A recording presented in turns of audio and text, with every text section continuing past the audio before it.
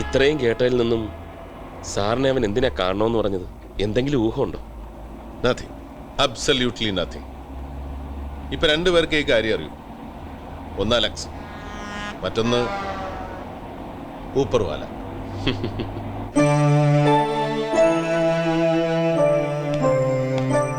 Alex,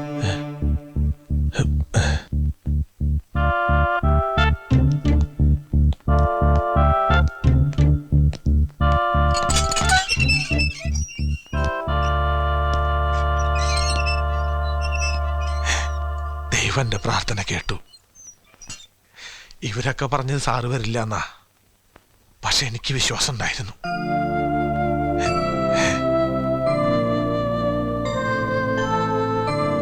ശരി sir.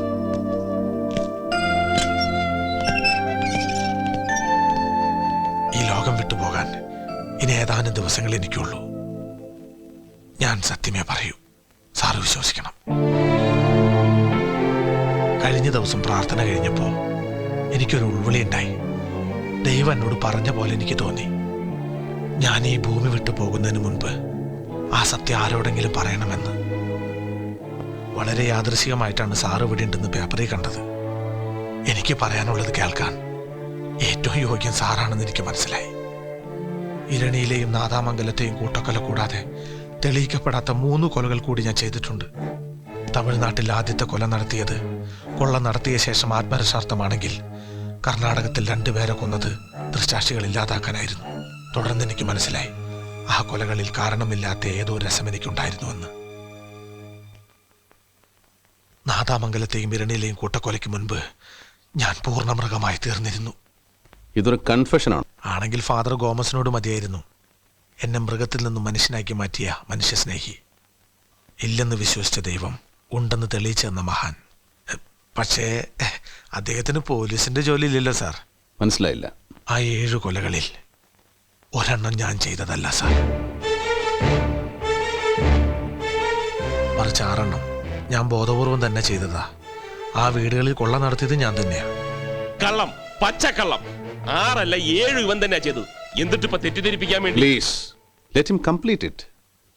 പറയൂ. ഇങ്ങനൊരു രഹസ്യമല്ല, സത്യം ഇപ്പോൾ പറയുന്നുകൊണ്ട് യാതൊരു ദൈവോദാക്ഷിണ്യമോ ആരിൽ നിന്ന് ഞാൻ പ്രതീക്ഷിക്കുന്നില്ല. ഞാൻ ചെയ്ത കൊലകളിൽ ഒന്ന് കൂടിയാലും കുറഞ്ഞാലും ഈ ശിക്ഷയിൽ ഒരു മാറ്റവും ഉണ്ടാവില്ലെന്ന് എനിക്ക് നന്നായിട്ടറിയാം. ഞാൻ പൂർണ്ണ മനസ്സോടെ സ്വീകരിച്ച ശിക്ഷയാണിത്.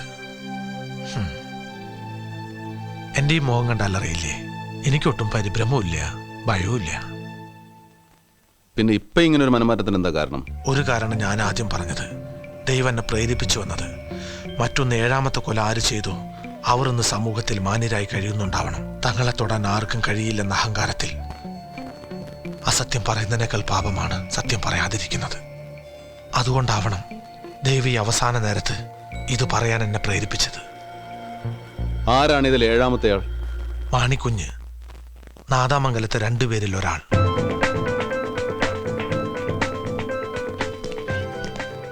എന്നാ വിധി നടപ്പാക്കേണ്ട ദിവസം? തീയതി തീരുമാനിച്ചു? എന്ന് വേണമെങ്കിലും സംഭവിക്കാം സാർ. എക്സിക്യൂഷൻ ഓർഡർ വരേണ്ട താമസമേ ഉള്ളൂ. എന്താ സാർ? നത്തിങ്.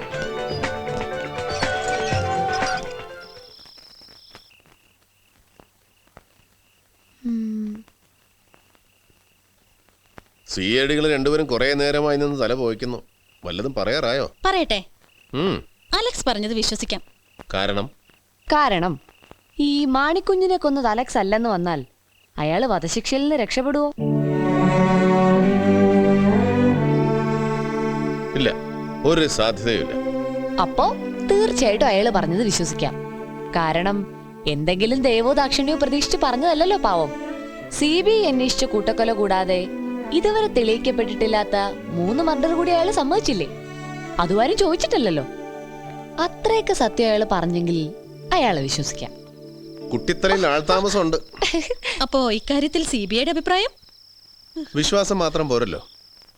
സാധാരണ മനുഷ്യരെക്കാൾ റാഷണലാണ് പോലീസുകാരൻ്റെ മനസ്സ്. അതിനെ കൂടെ കൺവിൻസ് ചെയ്യണം. എനിവേ, അവനെ പ്രേരിപ്പിച്ച് ദൈവം തന്നെ എന്തെങ്കിലും ഒരു വഴി കാണിച്ചു തരട്ടെ. തീർച്ചയായിട്ടും കാണിച്ചു തരും.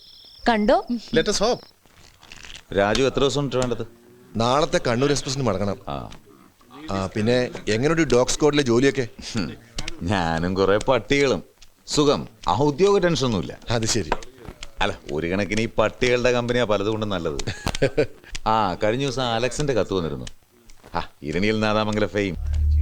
ക്രൈംബ്രാഞ്ച് ആ കേസ് അന്വേഷിച്ച കാലത്ത് അവനെന്തോ റെഫായി പെരുമാറിയെന്നും പറഞ്ഞു. അതിന് മാപ്പി വെച്ചുകൊണ്ട്. എനിക്കറിയാം, ഞാൻ അഡ്രസ് കൊടുത്തത്. അലക്സിന്റെ കാര്യം പറഞ്ഞപ്പോഴാണ് ഓർമ്മ വന്നത്. കഴിഞ്ഞ ദിവസം ജയിലിൽ ഒരു അത്ഭുതം നടന്നു. CBIയിലെ സേതുരാം അയ്യർ അലക്സിനെ കാണാൻ വന്നു. അയാളിപ്പോ ഡൽഹിയിലല്ലേ? അതെ, പക്ഷെ ഇപ്പൊ ലീവിൽ നാട്ടിലുണ്ട്. സ്വാമി എന്തിനാ വന്നത്? അവരെന്താ സംസാരിച്ചേ? No idea. അവരുടെ സംസാരങ്ങളൊക്കെ രഹസ്യമായിരുന്നു. അത് കൊള്ളാമല്ലോ. സ്വാമി ജയിലിൽ വന്ന് രഹസ്യമായിട്ട് സംസാരിച്ചു.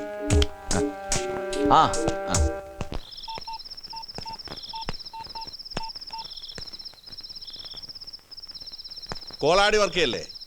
എവിടെയാണല്ലോ താൻ? തലസ്ഥാനത്ത് തന്നെ ഉണ്ടോ? നന്നായി. തന്നെ എനിക്കൊന്ന് നേരിട്ട് കാണണം.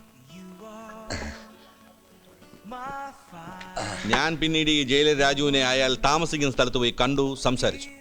പക്ഷെ അയാൾ ആണയിട്ട് പറയുന്നു സ്വാമിയും അലക്സും സംസാരിച്ചത് അയാൾ കേട്ടില്ലെന്ന്. എന്നാലും സ്വാമിയോട് അവൻ എന്തു പറഞ്ഞിട്ടുണ്ടാവും? പറയാൻ അലക്സിന് എന്തറിയാം? എന്തിന് കണ്ടു, എന്ത് സംസാരിച്ചു, ഇപ്പൊ അതല്ല വിഷയം. അവൻ സംസാരിച്ചു. കേട്ടത് സേതുരാമയ്യ. 6ാം ഇന്ദ്രിയം ഉള്ളവനാണ് അയാൾ. എന്റെ അച്ഛൻ ദേവദാസ് കുറെ മുട്ടുമടക്കിയിട്ടുള്ളതാണ് അയാളുടെ മുന്നിൽ. ഈ CBI എന്ന് പറഞ്ഞാൽ ഞങ്ങൾ പോലീസുകാർക്ക് പുല്ലുവിലയാ. പക്ഷേ സേതുരാമയ്യർ CBI എന്ന് പറഞ്ഞാൽ പ്രതിപക്ഷ ബഹുമാനം കൊണ്ട് പറയല്ല, ആടിമൂടി അറിയാതൊന്ന് പറയ്ക്കും. It's a fact.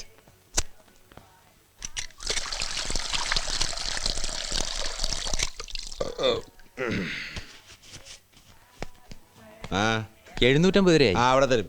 ചോദിച്ചു, പേഴ്സ് എടുക്കാൻ മറന്നു. ഇപ്രാവശ്യം സാറിനോട് വാങ്ങിച്ചോളാൻ പറഞ്ഞു. പേഴ്സ് എടുക്കാൻ മറന്നെങ്കിൽ വല്ല വാച്ചോ മുതലോ ഊരിത്തരം പറ പണയത്തിന്. നാറി. ഇങ്ങനെ ഒരു ജന്മം, കഷ്ടം. എനിക്ക് തന്നെയല്ല പേടി, ആ ഔസേപ്പച്ചനെ. പട്ടരുടെ പേര് കേട്ടാലേ 10 ദിവസത്തെ പനിയായ. പണ്ട് കുമാരപുരത്ത് വെച്ച് സ്വാമിയെ കണ്ടപ്പോൾ തുടങ്ങിയ വിറയൽ ഇപ്പോഴും നിന്നിട്ടില്ല. എന്തുണ്ടായാലും അയാൾ വാ തുറക്കരുത്. അണ്ണാക്കി വിരൽ വിട്ട് മിണ്ടായിരുന്നോളാം പറ. ഈ അലക്സ് എന്തു പറഞ്ഞിട്ടുണ്ടാവും ആ അയ്യരോട്? സാറിന്റെ ബുദ്ധിയിൽ എന്തെങ്കിലും തോന്നുന്നുണ്ടോ? അത്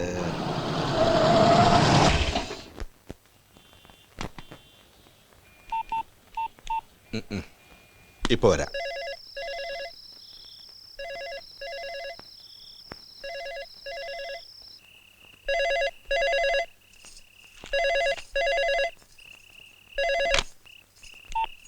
ഹലോ, അതെ, ഉണ്ടല്ലോ. കൊടുക്കാം. ഏതോ ഒരു ജേർണലിസ്റ്റാ. Hello, yes speaking. ഹലോ, ഞാനൊരു ജേർണലിസ്റ്റാണ്. ഒരു അത്യാവശ്യ കാര്യം സാറിനോട് ചോദിക്കാനുണ്ടായിരുന്നു. യെസ്, ചോദിച്ചോളൂ. താങ്കൾ ഈ അടുത്ത് കണ്ണൂർ ജയിലിൽ വധശിക്ഷയ്ക്ക് വിധിക്കപ്പെട്ട അലക്സിനെ കണ്ടിരുന്നു. എന്തായിരുന്നു സാർ കാര്യം?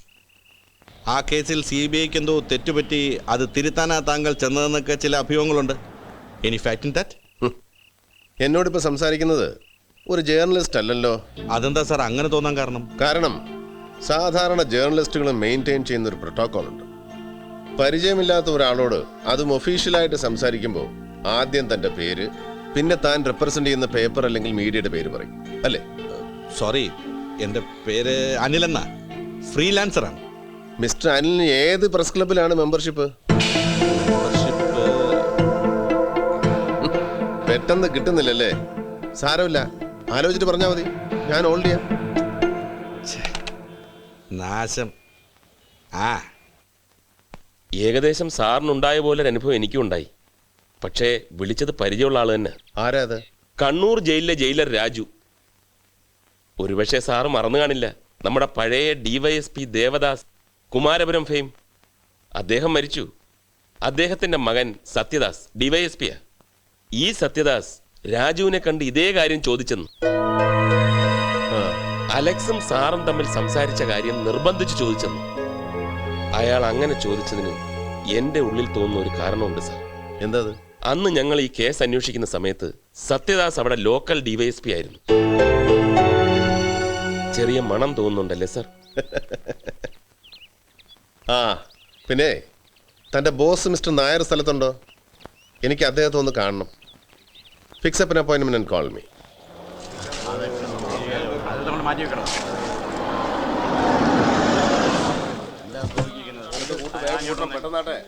ആ ഇനി മോളോട്ട് വലിച്ചോ. ആ പൊക്കിക്കോ. അതൊക്കെ വലിക്കട്ടോ. കർത്താവേ, ആൾരൂപം. കേട്ടെ. ഓ, ആരാടാ പറഞ്ഞത് ഈ ആൾരൂപം വലിച്ചു കയറ്റാൻ? എന്തിനാടാ ഇതിവിടെ കെട്ടി തൂക്കിയത്? കെട്ടിടം പണി പുരോഗമിക്കല്ലേ, കണ്ണ് കിട്ടാതിരിക്കാൻ ഇന്നലെ വർക്കി സാർ പറഞ്ഞിട്ട് പോയതാ. അവൻ പറഞ്ഞോ? എങ്കിൽ അവനുമായിട്ടുള്ള പാർട്ണർഷിപ്പ് കോടതി തുറന്നാൽ ഉടനെ ഞാൻ പിരിയും. ഇറക്കടാ താഴെ. ഓ, എടാ വർക്കി, നീയാണോ ചട്ടിത്തൊപ്പി വെച്ച് ഈ ആൾരൂപ ഇവിടെ കെട്ടിത്തൂക്കാൻ പറഞ്ഞത്? അതിനെന്താന്നോ, എന്നെ കുറെ തീറ്റിച്ചതാ ഇതുപോലൊരെണ്ണം. Single dummy, double dummy, dummy to dummy, food dummy, take dummy. എന്തൊരു പീഡനമായിരുന്നു എന്റെ കർത്താവേ. എടാ വർക്കി, എനിക്കെന്തോ കഷ്ടകാലം വരാൻ പോവുക. എന്റെ മനസ്സ് പറയുന്നടാ. എങ്കിൽ മനസ്സ് പറഞ്ഞത് ശരിയാ. അയ്യോ, ഏയ്, സ്വാമി ജയിലിൽ പോയത് അവസാനമായിട്ട് അവനെ കണ്ട മംഗളം പറയാനായിരിക്കും. അല്ല, നിങ്ങൾ ഭയപ്പെടുന്ന പോലൊന്നും അല്ല. അതിന് സ്വാമി അല്ല കേസ് അന്വേഷിച്ചത്. ആരന്വേഷിച്ചാൽ എന്താ? അന്വേഷിച്ചത് CBI അല്ലേ? സ്വാമിയും CBI. അല്ലെങ്കിൽ സ്വാമി അങ്ങനെ നല്ല മനസ്സാ. എന്റെ മരുമകൻ ജോണിയെ 2 പ്രാവശ്യം ജയിലിൽ പോയി കണ്ടില്ലയോ സ്വാമി? ആശ്വാസവചനവും കൊടുത്തായിരുന്നേ. മുതലാളിയേ, ചായ.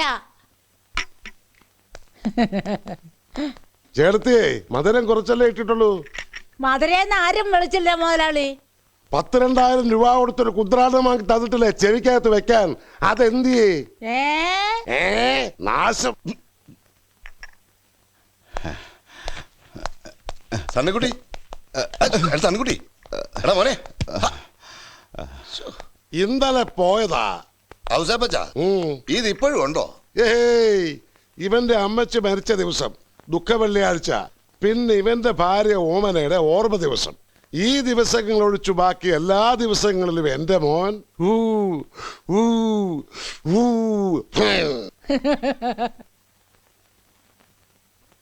വല്ലാത്തൊരു സിറ്റുവേഷൻ ആയിപ്പോയല്ലോ മിസ്റ്റർ അയ്യർ.